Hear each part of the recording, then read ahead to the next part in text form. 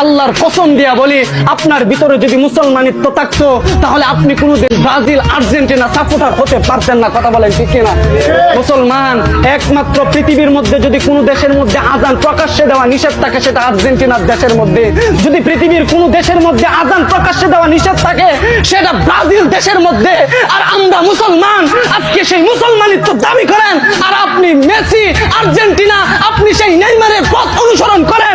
আপনি ইমানদারিত্বতে কিভাবে বলেন আমি ইমানদার? লজ্জা করে না আপনার? আপনি খেলা দেখার জন্য রাতের পর রাত জেগে, রাত 3টায় খেলা, আপনি মুরব্বী মানুষ, দাড়ি সাদা হয়ে গেল, আপনার তো লজ্জা থাকার দরকার ছিল। আমার তো মৃত্যু কিছুদিন পরে চলে আসবে, আমি খেলা দেখার জন্য রাত জেগে কিভাবে জেগে থাকে? আপনার তো লজ্জা থাকার দরকার ছিল। আপনি খেলা দেখেন নিয়ে যুবকদেরকে আপনারা ফিরাবেন, বরং যুবকদেরকে নিয়ে একসাথে বৈশা মজলিস সাজায়। কথা বলেন ঠিক কিনা? মজলিস সাজায়। আমি আফসোস করে বলে যাই, এই বিশ্বকাপ আসছে শুধু মুসলমানদেরকে একটা ফাঁদের মধ্যে ফেলার জন্য। মুসলমানদেরকে নিয়ে একটা ফাঁদ তৈরি করছে তারা, যে আমরা খেলবো, কিন্তু মুসলমান এটা দেখবে, মুসলমানদেরকে দর্শক বানায়া আমাদেরকে তাদের গোল এক খেলার মধ্যে তারা আমাদেরকে আবদ্ধ করছে।